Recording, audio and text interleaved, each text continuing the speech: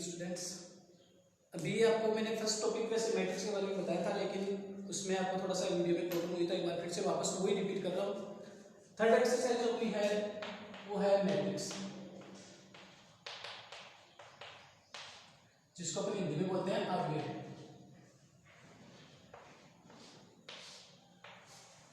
Easy topic है, एक बार मैं फिर से डिवाइड कर रहा हूँ, आप जितना हो सके उतना समझने की कोशिश कीजिएगा। तो सिंपल सी बात यह है कि जैसे सबसे पहली बात मैं आपको बता रहा था कि मैट्रिक्स का जो सिंबल होता है वो सिंबल होता है या तो ऐसे मैट्रिक्स को अपन सिंबल कर सकते हैं, या ऐसा उसका सिंबल बना सकते हैं अपन, और या फिर ऐसा अपन उसका सिंबल बना सकते हैं। लेकिन अपनी किताब में इस प्रकार से चली गई तो अपन मैट्रिक्स का सिंबल ये लेकर चलेंगे। तो यहाँ से तो ध्यान रखना, मैट्रिक्स का सिंबल जो आपको होता है ये होता है, इसमें जो भी अपन लिखेंगे, जो भी मान अपन लिखते हैं उनको अपन अवयव बोलते हैं। इसलिए देखिएगा एक बार, सबसे पहले जो यूं आपकी रेखा चलती है या जो यूं लाइन आपकी चलती है उसको अपन पंक्ति बोलते हैं। क्या बोलते हैं? पंक्ति, यानी कि रो।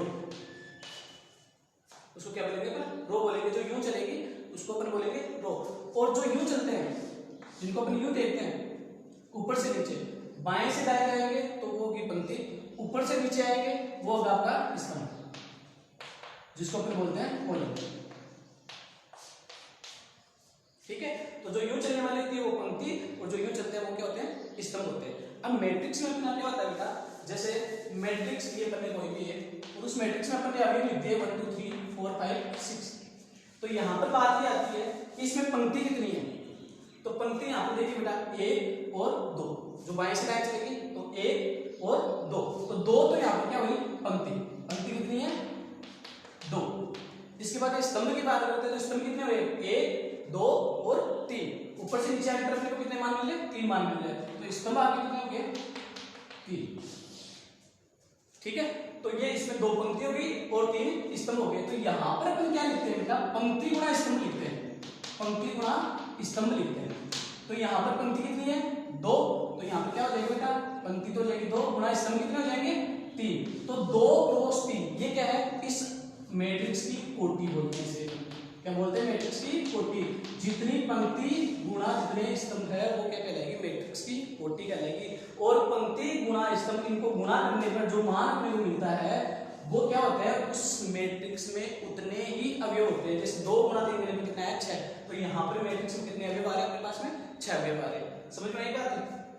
तो इसे जो पंक्ति गुणा स्तंभ, पहले पंक्ति को ही लिखते हैं फिर क्रॉस स्तंभ को लिखते हैं। तो पंक्ति क्रॉस स्तंभ यानी 2 क्रॉस 3 ये क्या होगी? मैट्रिक्स की कोटि होगी। और इसमें जो टोटल अवयव है वो कितने हो गए? 2 क्रॉस 3 यानी कि 6 अवयव हो गए। तो यहाँ पर देख लो बेटा 6 अवयव है। इनको अपन एक एक अपन अवयव बोलते हैं, जैसे ये अवयव हो गया, ये अवयव, ये अवयव, ये अवयव। अब इसको मैट्रिक्स में अपन लिख देते हैं, एक तरह से मैट्रिक्स होगी।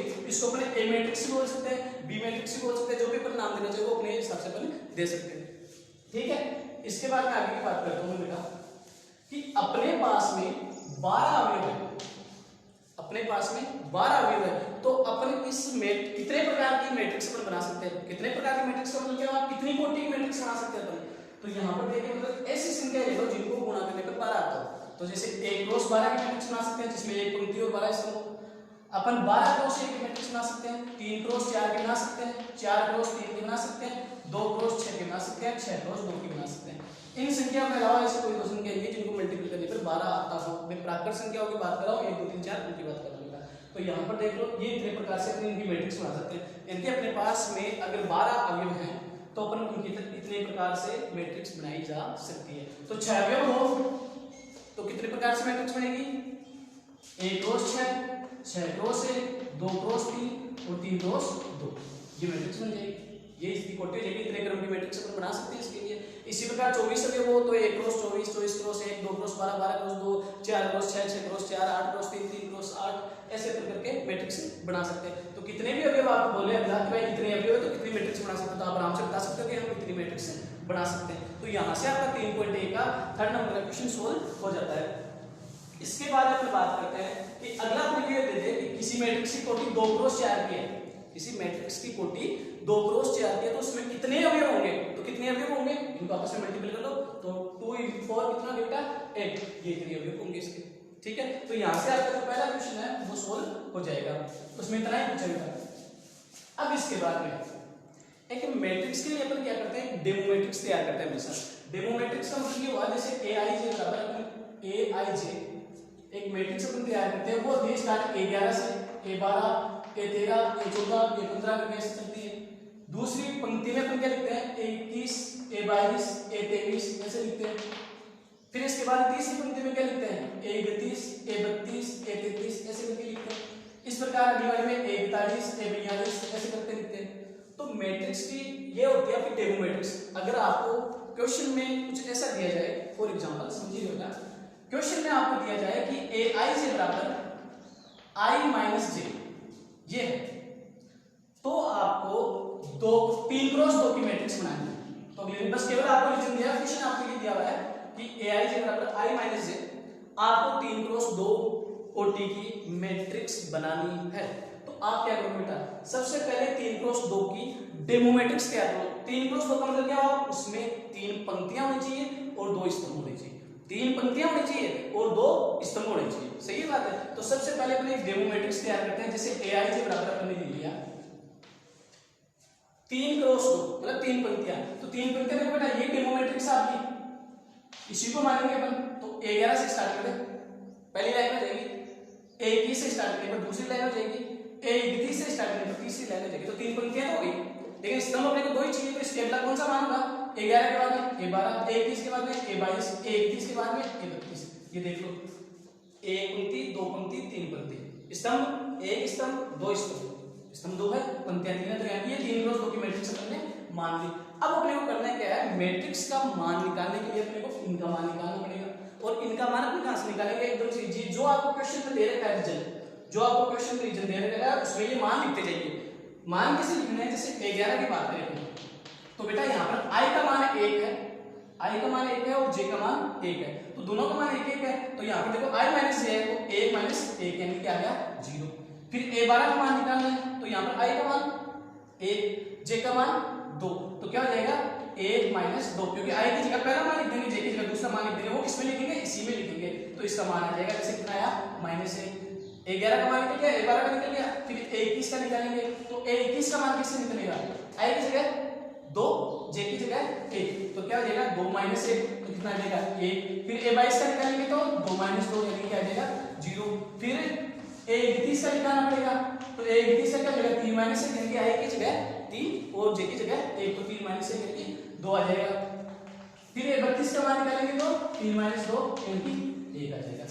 इस प्रकार देखो अपने ए11 ए12 21 22 23 32 सबका मान निकाल लिया। अब क्या करो, वापस उस मैट्रिक्स में लिख दो। तो अपनी जो मैट्रिक्स जो अपने को क्वेश्चन में पूछी कि मैट्रिक्स क्या करो, तो मैट्रिक्स क्या हो जाएगी, ए11 की जगह 11 वाला मान ही लिखोगे तो क्या हो जाएगा 0, ए12 की जगह मान -1 तो -1, फिर है 1 0 और फिर है 2। ये अपनी मैट्रिक्स तैयार हो गई। अपने को यहाँ पर 3 क्रॉस 2 की बजाय 2 क्रॉस 2 की भी दे देगा। तो 2 क्रॉस 2 में क्या करना, अपने को 2 ही पंक्तियां लेंगे, 2 स्तंभ यानी क्या लेते फिर अपन ए11 ए12 ए21 ए22 बस यही तक ले लेते, ठीक है। अब यहाँ पर 3 क्रॉस 3 की भी पूछ सकता है, 2 क्रॉस 3 की भी पूछ सकता है, 2 क्रॉस 2 की पूछ सकता है। तो और ये रीजन आपका सेम नहीं देगा, एलोकेशन में कभी आई स्क्वायर माइनस जे दे देगा, आपको 1/2 दे देगा, मल्टीप्लाई में 2 दे देगा। लेकिन सबके लिए कॉमन चीज यही करनी है अपने को, पहले जितने क्रम की अपने को मैट्रिक्स याद करनी है उतने क्रम की मैट्रिक्स अपने को माननी है, और फिर वहां से ए11 ए12 वो उस रीजन में जो आपको क्वेश्चन में दिया हुआ रीजन उसमें लिख देना है और आपके आंसर आ जाएंगे, ठीक है। तो यहां से आपके 3-4 क्वेश्चन 3.1 के और सोल्व हो गए, सही है बेटा। तो यहां से आराम से आप 2-3 क्वेश्चन और सोल्व कर सकते हो, ठीक है। एक चीज मैंने बताई थी आपको, एक बार पहले भी बताई थी कि मापांक में अगर जैसे मान लो 2i माइनस जे या मापांक में कोई भी मान हो तो माइनस का नहीं आएगा, वहां पर मान किसका लेना अपने को। अगर जैसे मान लो ये मापांक में होता तो ये मान -1 नहीं आता, क्या आता है ये +1 आता, सरल से करना है। लेकिन मापांक का लेकर मान अपन केवल धनात्मक ही लेंगे, ऋणात्मक मान नहीं लेंगे, ठीक है। तो यहां से आपके 2-3 क्वेश्चन सॉल्व हो जाएंगे। इसके बाद में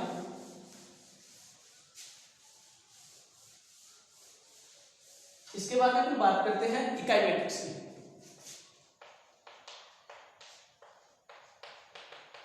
इकाई अवयव, इकाई मैट्रिक्स में क्या होता है बेटा, इकाई मैट्रिक्स हमेशा जितनी पंक्ति होती है उतने स्तंभ होते हैं। 2 क्रॉस 2 की हो सकती है, 3 क्रॉस 3 की हो सकती है, 4 क्रॉस 4 की हो सकती है, ये इकाई मैट्रिक्स होती है। लेकिन इकाई मैट्रिक्स की विशेषता क्या है बेटा, इकाई मैट्रिक्स में इसके विकर्ण का मान, इसके विकर्ण जो यहां से जो चलेंगे वो विकर्ण आपके एक होंगे, बाकी के सब मान 0 होंगे। जैसे 2 क्रॉस 2 में क्या होगा, 2 पंक्तियां 2 स्तंभ। तो यहाँ पर अपन ने बना दी 1, फिर ये 0, ये 0, ये देखो विकर्ण इसका 1 होगा, बाकी सब मान 0। तो ये 2 क्रॉस 2 की तरह देखो 1, 2 पंक्तियां 1, 2 स्तंभ होगी। तो ये 2 क्रॉस 2 की इकाई मैट्रिक्स होगी, जिसको अपन I से नोट करते हैं। इसको अपन I2 भी बोल सकते हैं। इसका मतलब क्या हुआ, 2 क्रॉस 2 की इकाई मैट्रिक्स। 3 क्रॉस 3 वाली की बात करते हैं तब क्या होगा, इसमें 3 पंक्तियां 3 स्तंभ। तो पहला मान 1, फिर 0, फिर 0, दूसरी लाइन में 0, 1, 0, फिर तीसरी लाइन में 0, 0, 1। देखो विकर्ण क्या हुआ इसका 1, बाकी के सब मान क्या हुए 0। ये आपके हो गई 3 क्रॉस 3 की, देखो 1, 2, 3 पंक्तियां और 3 स्तंभ। ये 3 क्रॉस 3 की इकाई मैट्रिक्स होगी, जिसको अपन I बोलो चाहे I3 बोल सकते हो आप। इसके बाद में अगला अगर अपने से पूछे कि 4 क्रॉस 4 की मैट्रिक्स क्या होगी, जो आपके सेकंड क्वेश्चन में आपको पूछ रखा है मैंने कि 4 क्रॉस 4 की इकाई मैट्रिक्स क्या होगी, तो क्या होगा बेटा 1, फिर 0, फिर 0, फिर 0, क्योंकि 4 स्तंभ होने तो 4 मान आएंगे आपके। फिर दूसरी लाइन में 0, 1, 0, 0, फिर 0, 0, 1, 0, फिर 0, 0, 0, 1। ये देखो बेटा विकर्ण में आपका मान 1 है, बाकी के सब मान आपके क्या है 0 है। ये आपकी 4 क्रॉस 4 की इकाई मैट्रिक्स होगी, जिसको अपन क्या बोल सकते हैं I4 बोल सकते हैं या I बोल सकते हैं। ठीक है, तो ये इस प्रकार से इकाई मैट्रिक्स होती है। कहीं क्वेश्चन में आपके लिखा हुआ हो I2, तो इसका मतलब ये वाली मैट्रिक्स। I3 लिखा हो तो ये वाली मैट्रिक्स, I4 लिखा हो तो ये वाली मैट्रिक्स। ये आपको क्वेश्चन में नहीं देगा अगला, ये अपने को खुद ही पता लगाना। और सिंपल सा कर लो, विकर्ण 1 होना चाहिए, बाकी के मान 0 होने चाहिए। तो ये आपकी इकाई मैट्रिक्स हो गई, और यहाँ पर आपका एक क्वेश्चन और वहां से सोल्व हो जाता है। ठीक है, इसके बाद में जो लास्ट आपका टॉपिक इसमें बचा है 3.1 प्रश्नावली में, वह क्या है, इसको समझना बेटा आराम से। 3.1 का जो लास्ट पोर्शन आपका बचा है वो है समान मैट्रिक्स। समान मैट्रिक्स, समान मैट्रिक्स का मतलब क्या है, दो मैट्रिक्स है, जैसे एक मैट्रिक्स होगी A, एक मैट्रिक्स होगी B। ये दोनों समान कब होगी, दोनों बराबर में कब होगी, जब इनकी कोटि भी बराबर हो। कोटि बराबर होने का मतलब अगर ये 2 क्रॉस 3 की मैट्रिक्स है तो ये भी 2 क्रॉस 3 की ही मैट्रिक्स होनी चाहिए। यदि ये 3 क्रॉस 3 की है तो ये भी 3 क्रॉस 3 की ही होनी चाहिए। मतलब कि इसमें जितनी पंक्तियां उतनी पंक्तियां उसमें होनी चाहिए, जितने इसमें स्तंभ है उतने स्तंभ उसमें होने चाहिए, तब 2 मैट्रिक्स समान हो सकती है। और यदि 2 मैट्रिक्स समान होती है तो यहाँ पर समझिएगा थोड़ा सा, देखिएगा सब क्वेश्चन सोल्व हो जाएंगे 3.1 का। अगर 2 मैट्रिक्स समान होती है, फॉर एग्जांपल यहाँ पर मैंने लिया A, यहाँ पर मैंने ले लिया A+B, यहाँ पर ले लिया 3, यहाँ पर ले लिया 4, यहाँ पर मैंने वापस जैसे ले लिया 3 और यहाँ पर ले लिया जैसे 5 और यहाँ पर मैंने ले लिया 3 और 4। अगले ने कहा कि ये दोनों मैट्रिक्स बराबर है तो A और B का मान निकालो। तो यदि 2 मैट्रिक्स समान होती है तो उनके संगत अवयव आपस में बराबर होते हैं। संगत अवयव से मेरा मतलब ये है कि यहाँ वाला जो पहला मान है, मतलब कि जो A11 वाला मान होता है वो A11 वाले के बराबर ही होगा, जो A12 वाला मान है वो A12 वाले के बराबर होगा। मतलब जो जहां का मान है वो वही के मान के बराबर होगा। तो यहाँ पर देखो बेटा A बराबर कितना हो जाएगा 3, ये लो एक मान आ गया। इसके बाद A+B किसके बराबर होगा, A+B देखो यहाँ पर है तो ये किसके बराबर होगा 5 के बराबर होगा। तो यहाँ से बताओ B की वैल्यू कैसे निकालोगे, A का मान 3 इसमें लिख दो तो 3 + B बराबर 5, तो B बराबर कितना हो जाएगा, ये लो A का मान आ गया 3, B का मान आ गया 2।